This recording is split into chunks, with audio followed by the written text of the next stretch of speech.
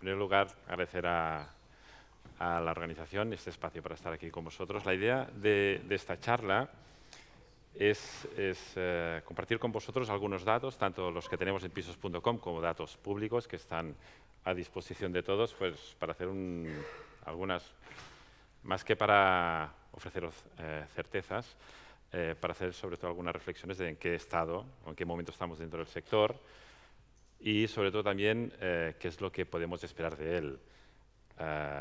Lo cierto, en lo que sí que podemos estar todos de acuerdo es que estamos en un momento de cambio, estamos en un momento donde las dinámicas que veníamos pues acumulando durante sobre todo final de 2021 e inicio de este 2022 están cambiando y básicamente como consecuencia de diferentes factores.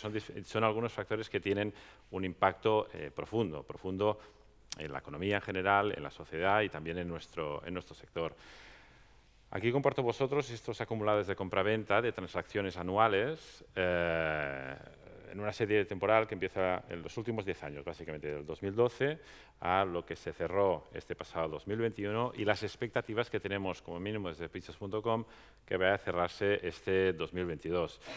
Vemos la evolución creciente hasta el año COVID, donde hubo la caída de ese 16%, la vuelta a esa normalidad que vimos el año pasado. Sobre todo el año pasado, cuando vimos que esa reacción era una realidad, fue a partir de verano, más o menos, finales de primavera, verano, donde mes a mes los datos que nos ofrecían tanto registradores como, por ejemplo, el Instituto Nacional de Estadística, nosotros, nuestro lado, que comentamos ese tipo de datos, siempre comentamos lo mismo. Son datos de agosto que no veíamos desde la burbuja inmobiliaria. Quiero decir, vamos de récord en récord mensual desde agosto del año pasado, más o menos hasta la mitad de este año. Por eso las previsiones que tenemos nosotros es estar aproximadamente a nivel estatal en esas 600.000 compraventas, 600.000 casas compradas este año, este 2022.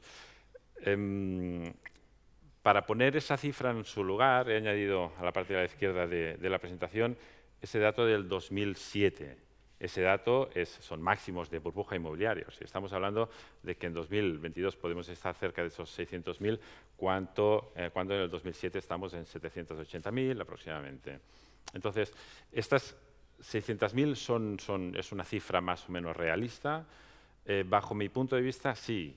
Y bajo mi punto de vista no es una cifra especialmente optimista.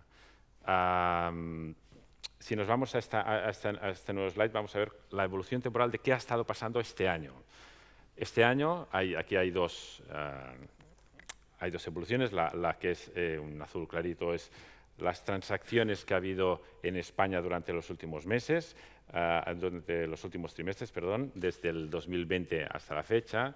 Vemos, obviamente, el efecto COVID y a partir de aquí la recuperación hasta las 160 y poco mil que se registraron en el segundo trimestre de este año. Vemos que en Euskadi la evolución es prácticamente igual, llegando a superar ahora un poco las 6.100 transacciones en el segundo trimestre de este año. Ese cambio de tendencia que estamos diciendo ahora, o sea, ese impacto que está teniendo la guerra en Ucrania, la inflación que eso provoca, el cambio tan brusco de política de tipos de interés que ni, bajo mi punto de vista, el Banco Central Europeo esperaba, como mínimo a principio de año, todo eso está teniendo un impacto. Teóricamente, sí. Teóricamente, lo que es ese efecto de anticipación de las compraventas, o sea, todas las familias que iban a comprarse un piso durante este año, o muchas de las familias que iban a comprarse un piso este año, teóricamente han anticipado esa compra. ¿Eso se está registrando en los datos? Sí. O sea, hay mucha gente que ha comprado durante el primer semestre de este año, pero ¿los datos ya registran algún tipo de caídas? No especialmente. Estos son datos del segundo trimestre. Si nos vamos a datos del INE, estos registradores, si nos vamos a datos del INE, que la última cifra es de agosto de este año, estamos hablando que aún estamos creciendo por encima del 10% respecto al 2021. Un año que, como os decía antes, es un año de récord de transacciones. Aquí estamos hablando de que el crecimiento está alrededor del 15%. Entonces, ¿en qué momento llegaremos a esa moderación? Las previsiones es que ahora.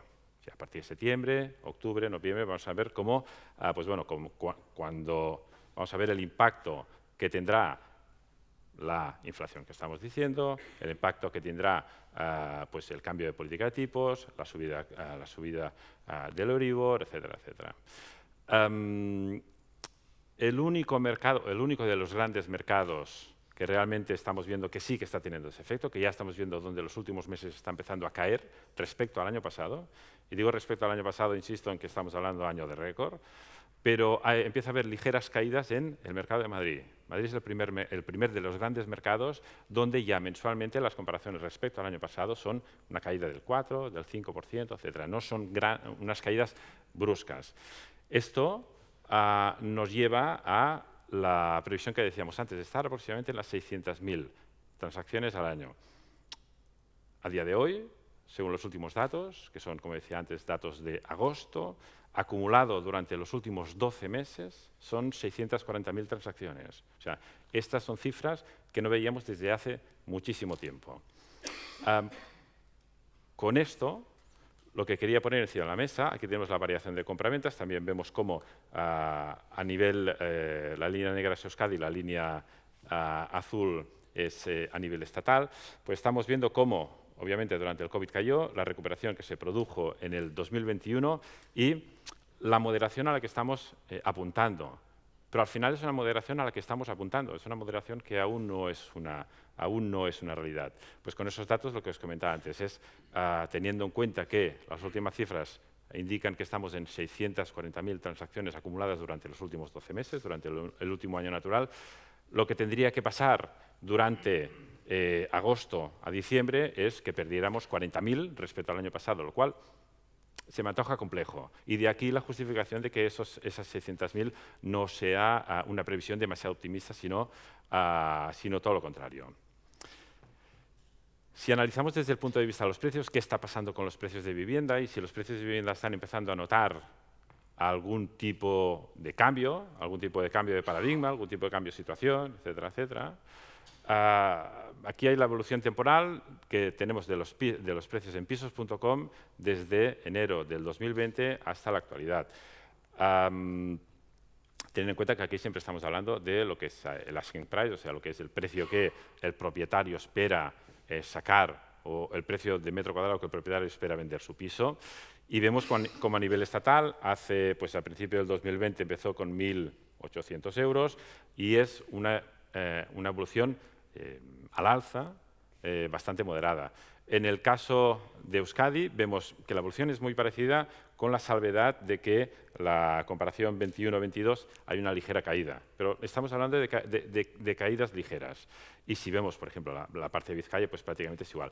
Lo que sí que vemos es que aquí no se ve especialmente, pero sí en esta evolución, que son las variaciones interanuales. O sea, cuándo está creciendo el precio del inmueble. La evolución fue muy plana durante el 2021 y ha sido justo al inicio de este 22 donde vemos que la evolución es parecida. Son crecimientos muy razonables, son crecimientos que están alrededor del 5%, alrededor del 6%, etc. Lo vemos a nivel nacional, lo vemos a nivel Euskadi y también lo vemos a nivel Vizcaya. El mercado vasco, en general, a diferencia de otros mercados que tienen más fluctuaciones o las fluctuaciones son más acentuadas, suele ser, no sé si el que más, pero sí de los mercados más estables a nivel de precios, según las cifras que tenemos en pisos.com, a nivel de precios en los diferentes mercados que tenemos a nivel nacional. O sea, tenemos mercados en la actualidad donde los crecimientos son bastante exagerados. Digamos que la tónica es crecimientos moderados de manera generalizada y en algunos mercados, especialmente grandes capitales, esos crecimientos son mayores. ¿Por qué son crecimientos mayores, especialmente en grandes capitales? Ya el Banco de España ya anunciaba a principio de año que podíamos tener un problema de precios o de evolución de precios, sobre todo desde el punto de vista no tanto de la capacidad de pago y de compra de la demanda, sino y especialmente de la oferta disponible. La oferta disponible en según qué mercado es una oferta especialmente reducida después de prácticamente una década de construir poco, con lo que al final estamos acumulando una demanda en unos mercados donde estamos construyendo poco. Con eso, obviamente, pues lo que es la ley de oferta-demanda, tenemos mercados como puede ser Madrid Capital, como puede ser Valencia Capital, donde los crecimientos aún son muy elevados. Digo aún porque a principio de año podían situarse alrededor de 10-15% y a día de hoy están empezando a moderar esos crecimientos. Este es un slide que lo que hago es poner los precios de alquiler. Aquí hay muchos datos, pero sobre todo aquí lo que intento explicar es qué está pasando en el mercado vasco, a diferencia de lo que está pasando a nivel nacional. El gran problema que, bajo nuestro punto de vista, tenemos en España es un problema de accesibilidad a la vivienda y un problema de cómo la demanda de todas las diferentes tipologías de demanda que existen está accediendo o no accediendo a la vivienda. Tenemos una demanda que, la situación en la que estamos, de aumento de inflación, aumento de costes de vida, aumento energético, etcétera, etcétera, tiene menor capacidad de compra. Por otro lado, tenemos esta misma demanda que está viendo cómo los tipos de interés al alza hacen que les sea más difícil pues, pagar una cuota hipotecaria o plantearse pagar una cuota hipotecaria. Esta demanda, como no puede ser de otra manera, está yendo para el alquiler. En general, y de manera bastante habitual en España, lo que estamos encontrando es precios de alquiler con aumentos moderados, o sea, precios que en España pueden estar alrededor de ese 4% que está mostrando este dato, pero aumentos disparados en lo que es el precio del alquiler en las grandes capitales. Estamos viendo como Barcelona puede estar creciendo un 15%, Madrid puede estar creciendo 15%, Valencia también, Málaga también, etcétera, etcétera. Y creo que este es un slide relevante. Relevante sobre todo que explica que en el resto de España o en muchos mercados de España o en los principales mercados de España hay una situación dramática y bajo mi punto de vista es dramática. ¿Por qué? Porque precisamente el alquiler tiene que ser una solución habitacional para aquella demanda que no puede comprarse un piso. A día de hoy vemos una demanda que no puede comprarse un piso, pero es que además en muchos casos tampoco puede pagar un alquiler. Según las cifras que tenemos nosotros en pisos.com, aproximadamente el 70% de los jóvenes menores de 35 años, los jóvenes ya cada vez son igual la juventud nos atrapará por detrás, pues esos jóvenes de hasta 35 años, en casi un 70%, la única solución que tienen para emanciparse es compartir piso. Y eso no solo es un problema habitacional, obviamente, no solo es un problema puntual para estas personas, pues que no encuentran su piso, no encuentran su vivienda, etcétera, etcétera, sino que obviamente es un problema social y económico. Toda la actividad relacionada con la emancipación, toda la actividad relacionada con la compra de una vivienda, digamos, contratación de seguros,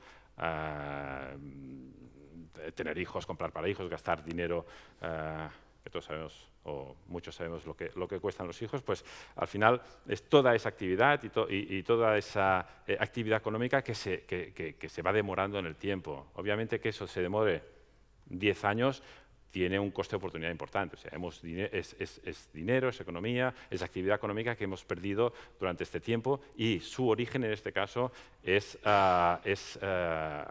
básicamente que es una demanda que no está encontrando su lugar en el mercado de la vivienda. Esto obviamente no es solo una consecuencia de los precios, que también, sino que sobre todo una consecuencia del equilibrio de los precios. Esas generaciones más jóvenes, pues bueno, básicamente es gente que no ha podido ahorrar durante los últimos 10 años y aunque ahora tengan la capacidad de pago, no han podido ahorrar para comprarse un piso. O sea que en muchos casos no solo estamos hablando de un problema o no de capacidad económica, sino que sobre todo estamos hablando de un problema de capacidad de ahorro, de disposición o no del capital inicial para comprar una vivienda. En cualquier caso, lo que comentaba aquí, estamos hablando de una demanda que le está siendo muy difícil acceder a ese mercado de la vivienda. Y a nivel de conclusión, y un poco aglutinar los diferentes conceptos que he estado comentando, este año sí se ha producido un cambio de paradigma. Este año sí que ha habido un cambio en los tipos de interés. O sea, el cambio de paradigma inicia pues en primavera con el estallido de la guerra. Obviamente, la guerra Rusia-Ucrania tiene consecuencias en cuanto a la inflación, tiene consecuencias en cuanto al precio de la energía, tiene consecuencias en cuanto a, antes la mesa anterior estaba hablando de construcción, de promoción, etcétera, etcétera, a los costes de construcción y a la repercusión o no de ese coste en el producto final. Al fin y al cabo, pues esa guerra tiene implicaciones en nuestro bolsillo, en la capacidad que tenemos nosotros de pagar las cosas en general, sea una hipoteca o sea una renta de alquiler.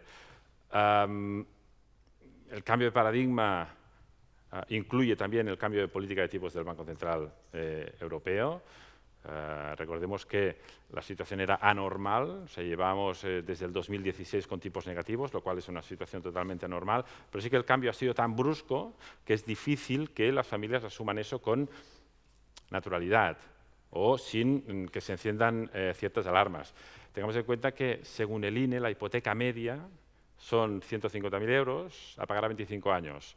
Pues la diferencia de la financiación de esa hipoteca este año respecto a la misma situación del año pasado puede estar alrededor de entre 200 y 300 euros al mes por hipoteca. Obviamente, pues al final estamos hablando de que una hipoteca este año pues, puede costar 3.000 euros más que lo que costaba, 3.000 euros al año, más de lo que costaba el año pasado. Y esta situación es lo que ha provocado esa anticipación de las compraventas. Un primer semestre con muchas compraventas, iremos a un segundo semestre que con toda probabilidad ese volumen de compraventas vaya cayendo.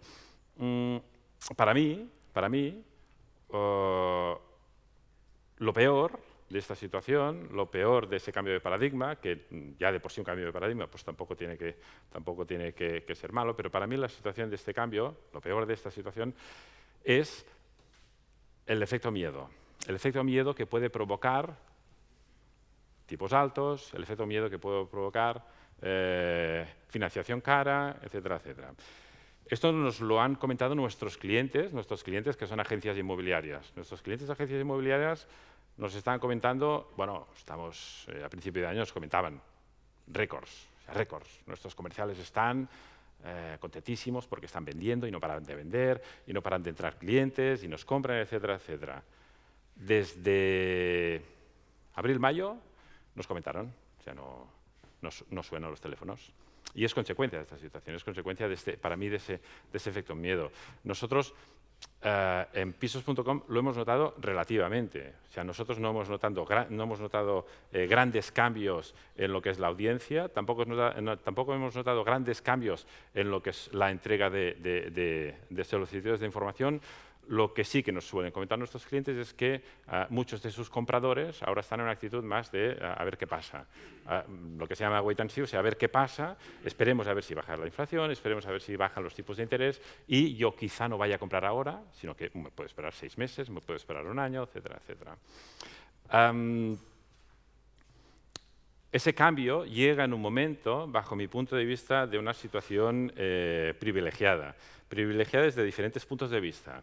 Primero, desde cómo pueden afrontar un cambio los bancos, las entidades bancarias. O sea, no tiene nada que ver ahora que la situación que veíamos antes o la situación que se comentaba antes del 2007-2008. O sea, la exposición al crédito a pagadores potencialmente malos que se tenían en esa época es muy diferente a la que se tiene ahora. O sea, llevamos muchos...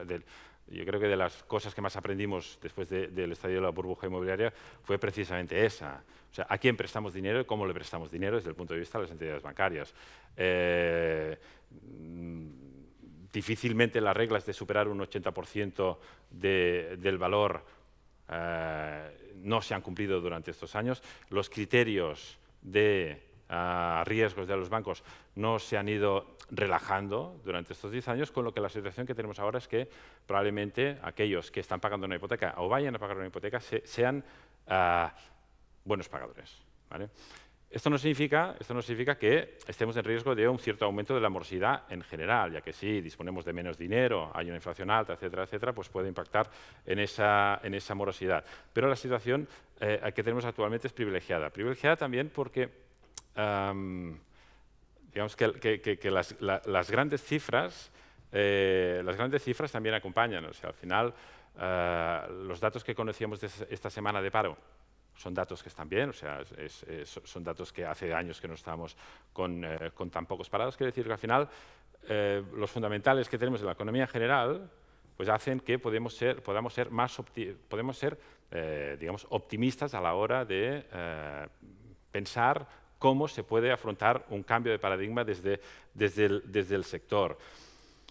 Yo he comentado aquí que vamos a un escenario más sostenible. Bajo mi punto de vista, la situación que vivíamos durante la segunda mitad del 21, primera mitad del 22, era una situación irreal.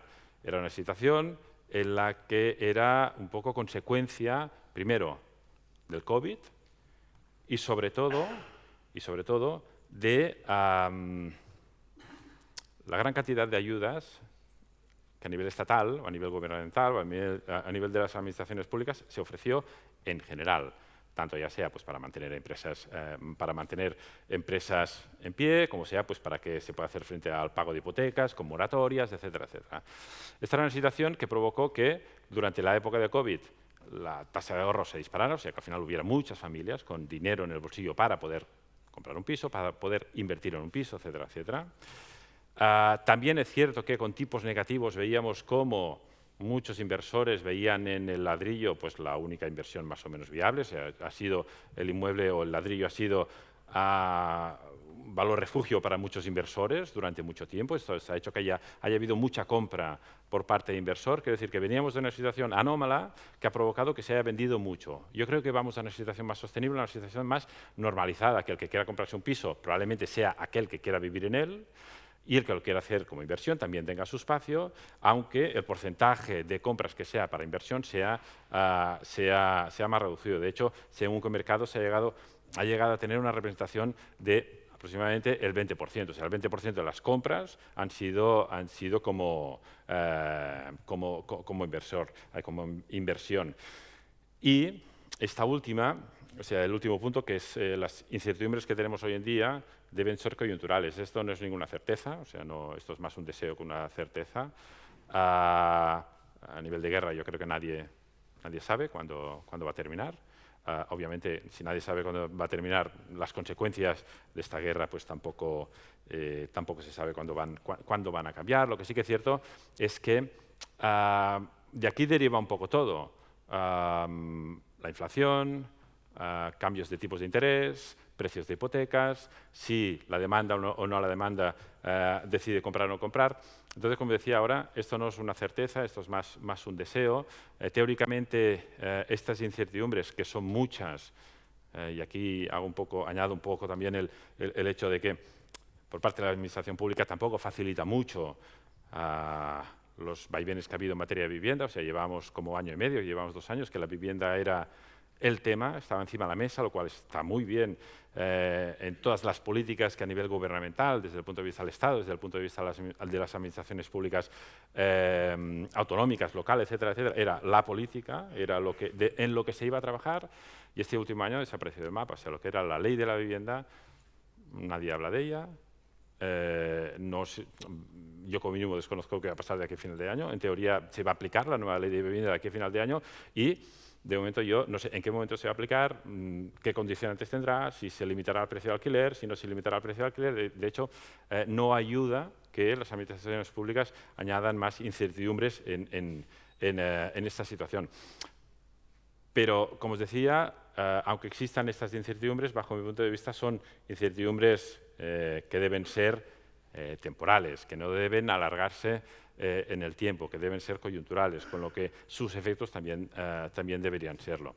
Pues ya para cerrar, como os decía, pues estamos en una situación de cambio, en el sector estamos en una situación fuerte, una situación consistente para asumir este cambio y que esa parte coyuntural esa parte de incertidumbre, esperemos que sea lo más coyuntural posible y dure lo más poco posible.